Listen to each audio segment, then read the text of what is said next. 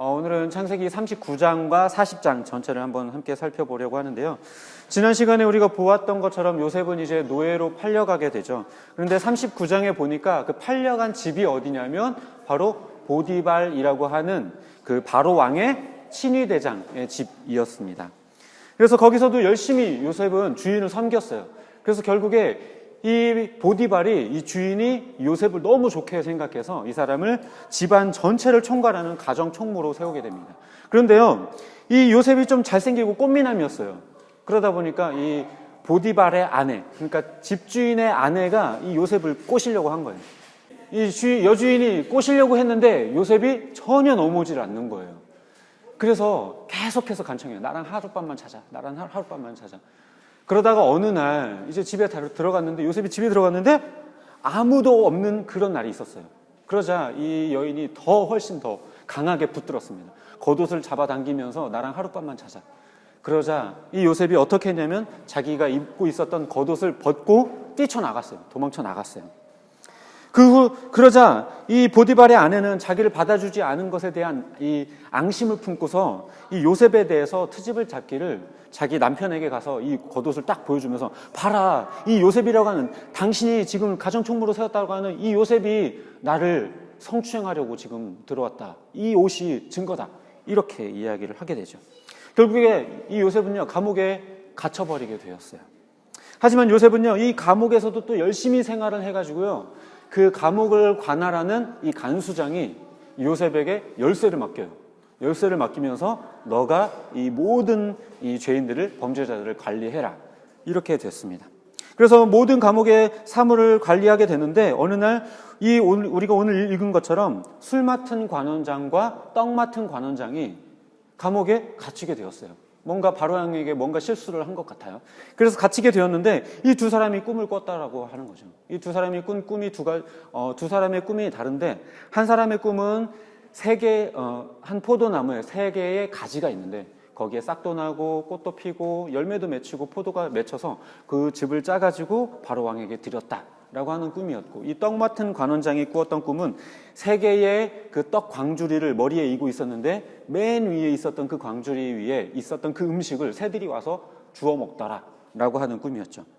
그래서 이 요셉이 꿈을 해석해 주는데, 이 3일 안에 술 맡은 관원장은 복직하게 될 것이고, 그리고 이 떡 맡은 관원장은 3일 안에 불려서 죽게 될 것이다 라고 하는 이야기를 들려주게 되죠. 실제로 3일째 되던 날, 이 바로의 왕의 생일날에 이들을 불러다가 술 맡은 관원장은 복직을 시켜주고 또 떡 맡은 관원장은 결국에 죽게 되었습니다.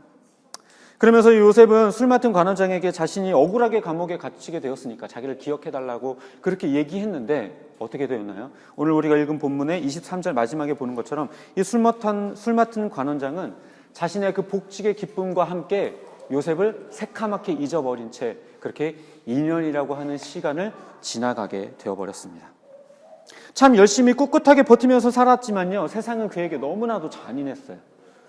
배다른 형들이긴 하지만 아버지의 핏줄이었던 그 형제들로부터 노예로 팔리게 되었고요. 그리고 또 두 번째로는요, 그렇게 열심히 노예로 팔렸지만 노예 생활을 하면서도 열심히 일했음에도 불구하고 누명을 써서 감옥에 갇히게 되었죠.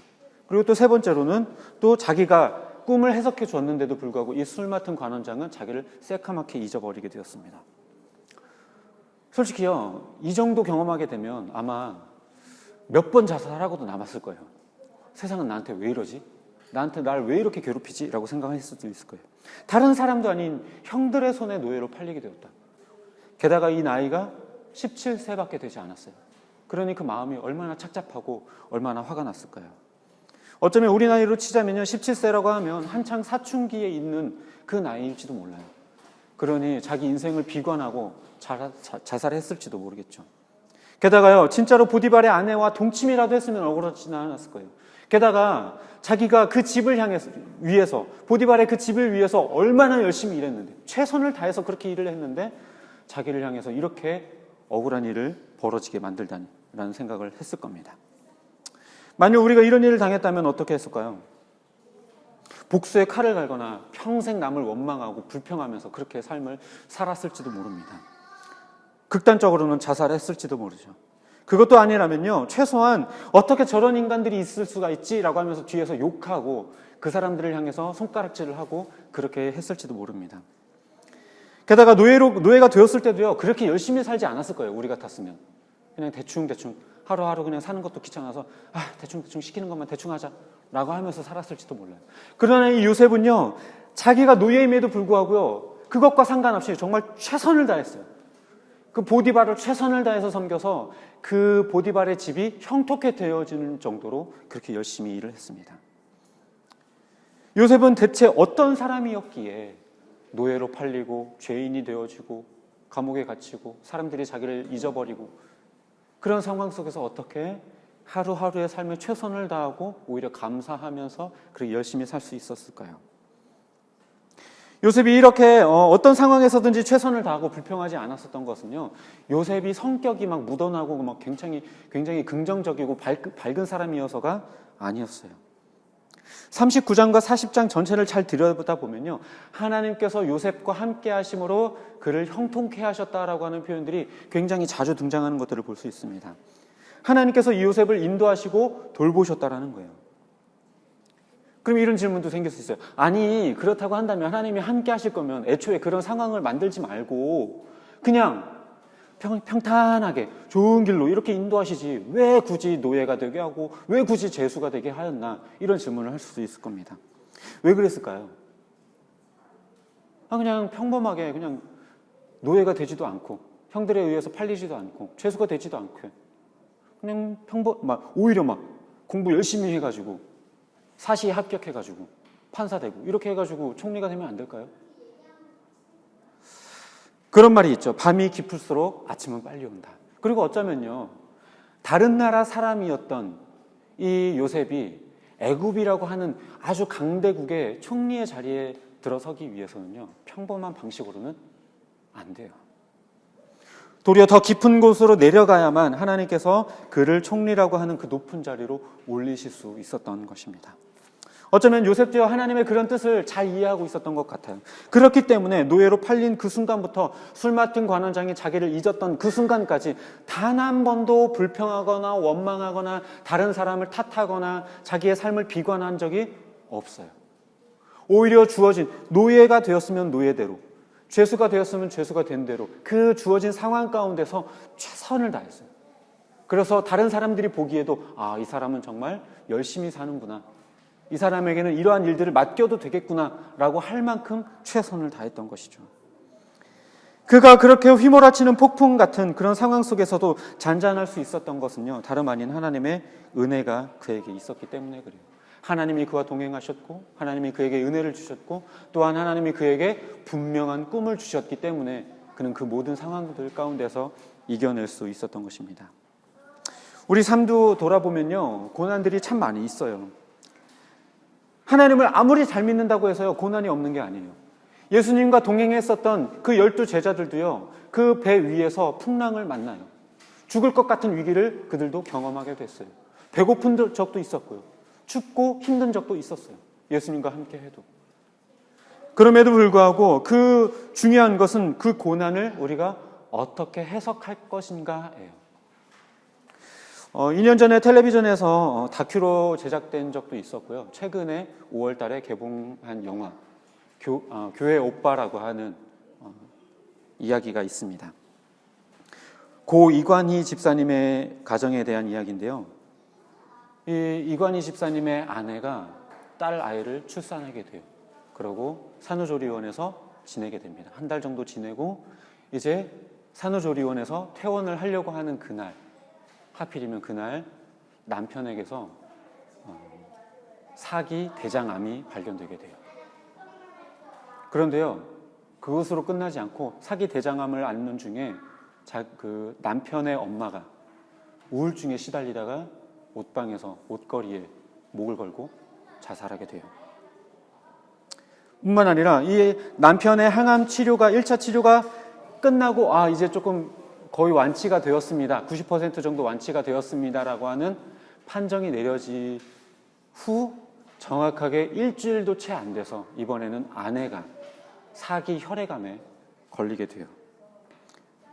또 거기서 멈추지 않고요, 남편은 다시 대장암이 재발하게 됩니다. 그래가지고 대장암 전체를 다 드러내고 복막도 다 제거를 해버리게 돼요. 누가 보더라도 이거는 거의 저주에 가까운 상황이나 다름없죠. 대장암 사기, 거의 말기나 다름없어요. 사기에 걸리고 엄마는 자살해서 죽고 아내는 혈액암에 걸리고, 그래서 이제 좀 괜찮아졌나 했는데 또다시 암이 재발하고.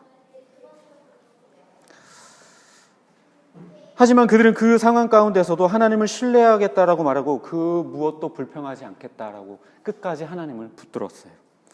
물론 그리고 제가 다큐멘터리는 봤지만 아직 영화는 못 봤는데, 결국에는 이 남편 이관희 집사는 생을 마감하게 되었다고 해요. 그리고 아내는 어떻게 되었는지 제가 자세한 스토리는 잘 모르겠습니다. 그런데 어떻게 그는 자신 앞에 닥친 이 수많은 환난 가운데에서 하나님께 감사하다라고 말할 수 있었을까요? 그 이건희 집사가 어떤 이야기를 하냐면 이런 얘기를 하더라고요. 자기가 고통과 고난 때문에 힘들어지고 어려운 순간마다 어떤 걸 하냐면 내 나름대로 내 마음속에서 손익계산서를 씁니다. 이 손익계산서는 뭐냐면 하나님이 내게 주신 것, 내게 은혜를 베풀어 주신 것은 플러스, 그리고 내가 당한 고난과 내 어려움과 힘겨운 것들은 마이너스. 그런데 이런 것들을 아무리 계산해도 항상 플러스였다라는 거예요. 언제나 최종값은 플러스였다라는 거예요. 하나님의 은혜가 그만큼 컸다라는 걸 기억했기 때문에 불평할래야 불평할 수가 없더라는 것이죠. 자기에게 닥친 고난을 감사로 바꿀 수 있었던 것은요, 그의 노력이나 어떤 성격이나 아니면 상황이 조금 나아져서가 아니에요. 그럼에도 불구하고 늘 하나님의 은혜를 떠올릴 때 그 은혜가 내 안에 풍성했고 가득했다라는 것을 기억하기 때문에 그는 하나님의 은혜 가운데서 그렇게 살 수 있었던 것입니다. 요셉이나 이관희 집사님이나 그들이 겪었었던 이 일들은요, 그 고난들은요, 그냥 평범한 일들이 아니었어요. 그럼에도 불구하고 그런 극단적인 경험들 속에서도 그들이 삶을 비관하고 좌절하지 않고 그 누구를 불평하거나 원망하지 않고 도리어 감사할 수 있었던 것은 그들이 하나님의 은혜를 경험했기 때문에 그렇습니다. 성경에 등장하는 말은 아닌데요, 왠지 성경에 등장할 것 같은 말, 이 또한 지나가리라 라고 하는 말이 있죠. 성경에 나올 것 같죠? 본 것 같죠? 성경에 안 나와요. 성경에서 안 나와요. 저도 성경에서 본 것 같아서 찾아봤는데 안 나와요.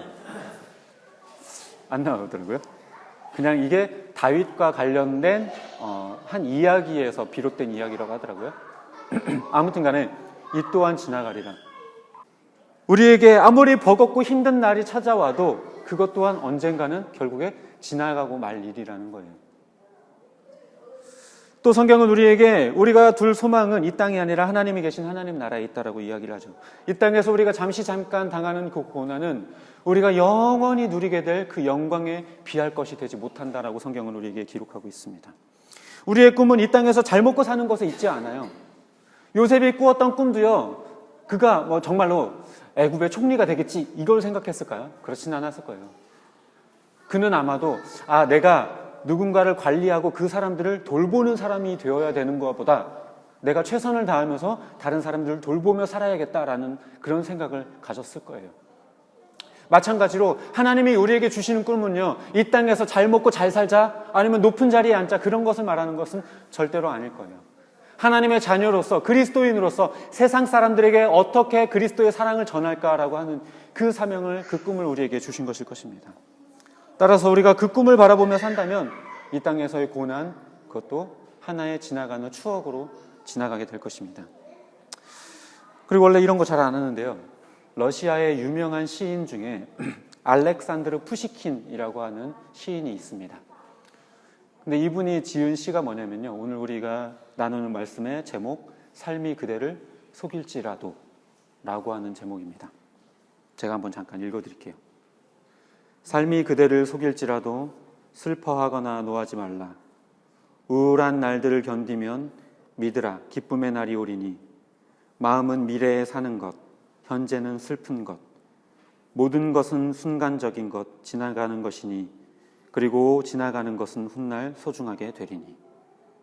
네, 짧지만 굉장히 큰 의미가 있는 시인 것 같아요. 중요한 것은요, 분명한 것은 우리들의 영원한 고난과 영원한 슬픔은 없다라는 거예요. 분명히 우리들의 삶의 자욱 가운데 기쁨과 행복도 있다라는 거죠. 다만 고난에 함몰되어서 기쁨을 바라보지 못할 때는 있겠지만 돌이켜보면 우리들의 삶에 분명히 기쁨도 있다라는 것입니다. 그리고 설령 평생 고난만 있었다고 하더라도 하나님을 믿는 사람이라고 한다면 결국에 하나님을 만나게 되는 날 영원한 그 하나님과 영원히 함께 살 그 기쁨을 우리는 누리게 될 것이에요. 삶은 우리를 속이고 넘어뜨리고 힘들게 하고 슬퍼지게 만들고 좌절하게 만들지만 우리가 손익계산서를 계산하다 보면 하나님이 우리에게 주신 은혜가 얼마나 큰지를 우리가 깨닫게 된다면 우리는 불평하거나 원망하거나 좌절하지 않고 그 안에서 감사하며 살 수 있습니다. 요셉이 그랬던 것처럼, 이건희 집사가 그랬던 것처럼 알 수 없는 고난들이 우리를 닥쳐올 때에도 우리 그 가운데서 하나님의 은혜를 떠올리면서 믿음으로 한 걸음 나아가는 저와 여러분의 삶이 되기를 주님의 이름으로 축복합니다.